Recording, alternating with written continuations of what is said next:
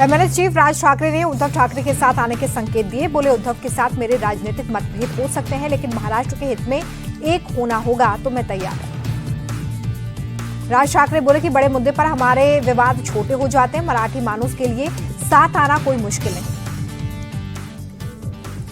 राज ठाकरे के बयान पर उद्धव ठाकरे की भी प्रतिक्रिया आई। बोली, मेरी तरफ से कोई झगड़ा नहीं था, लेकिन कभी समर्थन देंगे, कभी विरोध करेंगे, ऐसा नहीं चलेगा।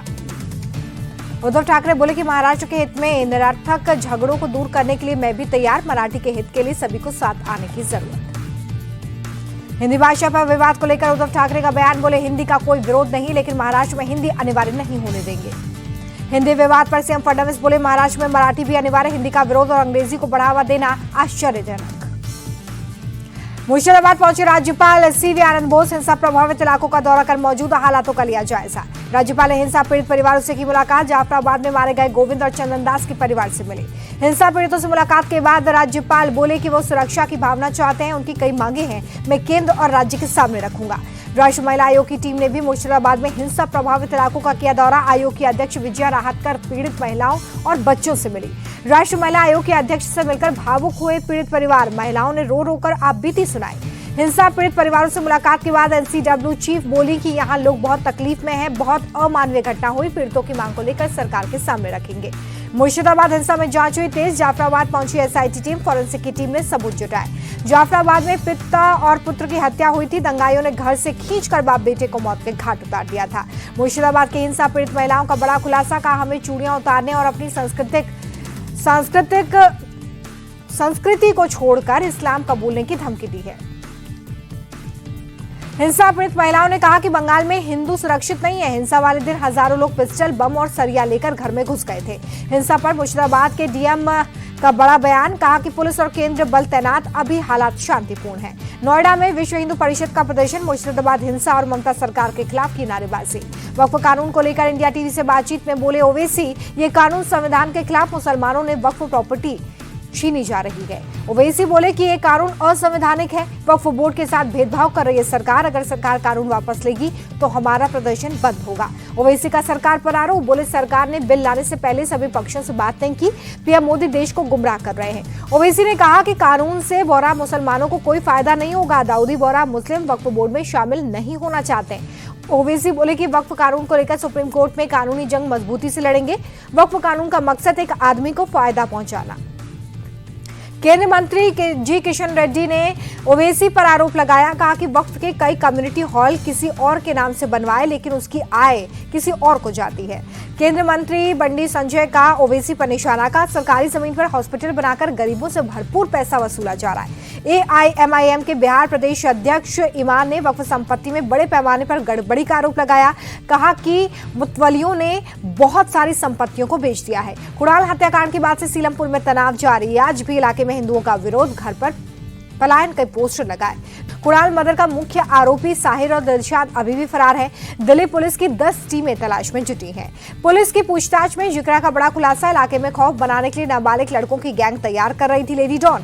गैंग में 8 से 10 नाबालिग लेडी डॉन जिक्रा का हाशिम बाबा गैंग कनेक्शन भी निकला। हाशिम बाबा की जेल में बंद पत्नी जोया की बाउंसर थी जिक्रा। दिल्ली में अवैध नॉनवेज की दुकानें बंद की गई। मंत्री मनजिंदर सिंह सिरसा के अल्टीमेटम के बाद दुकानें हुई बंद।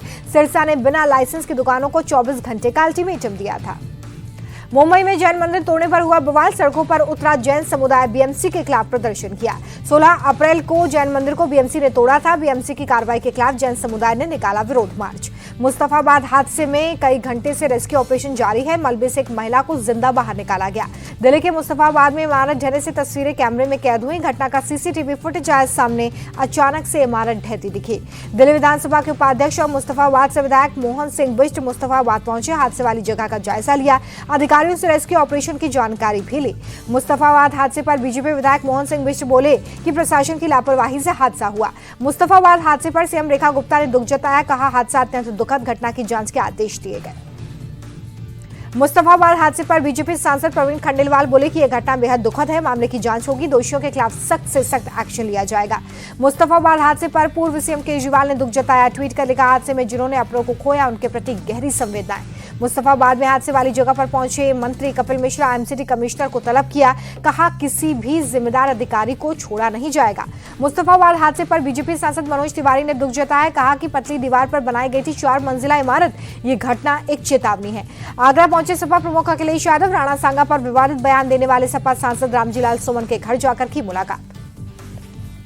अखिलेश बोले कि रामजीलाल सुमन के घर साजिश के तहत हमला हुआ, साजिश में योगी के स्वजातीय विधायक शामिल हैं। अखिलेश बोले कि आगरा में तलवारें और बंदूकें लहराई गई, दलितों अल्पसंख्यकों को डराने की कोशिश हो रही है। आगरा में अखिलेश बोले कि हमले के पीछे सरकार का समर्थन, हमलावरों का इरादा जान लेने का था, दोषियों के खिलाफ सख्त कार्रवाई हो। सपा और कांग्रेस पर सीएम योगी का बड़ा हमला, बोले सपा और कांग्रेस नया जातीय संघर्ष शुरू करना चाहती है, ये औरंगजेब का महिमा मंडन करने वाले लोग। अखिलेश यादव के बयान पर डिप्टी सीएम केशव प्रसाद मौर्य का पलटवार, का अपने गुंडे भेजकर बवाल करवाते हैं, समाज को बांटना चाहते हैं अखिलेश। गोरखपुर दौरे पर सीएम योगी आदित्यनाथ, गोरखनाथ मंदिर में लगाया जनता दरबार, लोगों की समस्याएं सुनी, अधिकारियों को दिए निर्देश। उत्तराखंड में सीएम पुष्कर सिंह धामी ने लगाया जनता दरबार, प्रदेश भर से आए लोगों की समस्याएं सुनी, अधिकारियों को जल्द समाधान का निर्देश दिया। तेजस्वी यादव का नीतीश सरकार पर हमला, बोले बिहार कर्ज में डूब रहा है, फिर भी संगठित भ्रष्टाचार करके टेंडर निकाले जा रहे हैं। तेजस्वी यादव बोले कि निर्माण कार्य में मंत्री को 30% कमीशन जाता है, नल जल योजना में बड़े पैमाने पर लूट हुई, जेडीयू का पॉलिटिकल कैंपेन सरकारी खजाने से हो रहा है। नवीन पटनायक लगातार 9वीं बार बीजेडी के अध्यक्ष बने, पार्टी की राज्य परिषद की बैठक में सर्वसम्मति से अध्यक्ष चुना गया। असम की डिब्रूगढ़ जेल में ही बंद रहेगा अमृतपाल, पंजाब सरकार ने एनएसए 1 साल और बढ़ाया, पिछले 2 साल के डिटेंशन में है निर्दलीय सांसद अमृतपाल। हरियाणा के नूंह में अतिक्रमण हटाने गई टीम पर हुआ हमला, स्थानीय लोगों ने पथराव किया, बुलडोजर के शीशे टूटे, जिला योजनाकार के हाथ में लगी चोट। हमला करने वालों के खिलाफ पुलिस में शिकायत दर्ज हुई है। अवैध कॉलोनी में अतिक्रमण हटाने गई थी टीम। यूपी के मेरठ में तेज आंधी में गिरा एक कच्चा मकान, 9 महीने की बच्ची और उसकी मां की मलबे में दबकर गई जान। लिसाड़ी गेट इलाके में गिरा मकान, मलबे में 7 लोग दबे, राहत कर्मियों ने सभी को रेस्क्यू किया। यूपी के आजमगढ़ में पुलिस पर हमला, दूल्हा और दुल्हन पक्ष का विवाद सुलझाने पहुंची पुलिस की गाड़ी गांव वालों ने तोड़ दी। बिहार के कटिहार में शराब तस्करी का अनोखा तरीका, बुरके की आड़ में शराब की तस्करी करती महिला पकड़ी गई। बिहार के पूर्वी चंपारण में अवैध गन फैक्ट्री का खुलासा, गन बनाने वाली मशीनें और भारी मात्रा में हथियार बरामद। पुलिस ने 4 लोगों को गिरफ्तार किया, मुर्गी फार्म हाउस की आड़ में चल रही थी फैक्ट्री। जेईई मेन सेशन 2 के नतीजे घोषित, नेशनल टेस्टिंग एजेंसी ने जारी किया रिजल्ट, 24 छात्रों को 100% मिले हैं। राजस्थान से सबसे ज्यादा 7 छात्रों ने मारी बाजी। जयपुर के सवाई मानसिंह स्टेडियम में खेला जाएगा आईपीएल का 36वां मैच, राजस्थान रॉयल्स के सामने होगी लखनऊ सुपर जायंट्स की चुनौती। शाम 7:30 बजे शुरू होगा मुकाबला। आईपीएल में राजस्थान का पलड़ा लखनऊ पर भारी है, दोनों टीमों के बीच में 5 बार टक्कर, 4 बार राजस्थान और 1 बार लखनऊ जीती।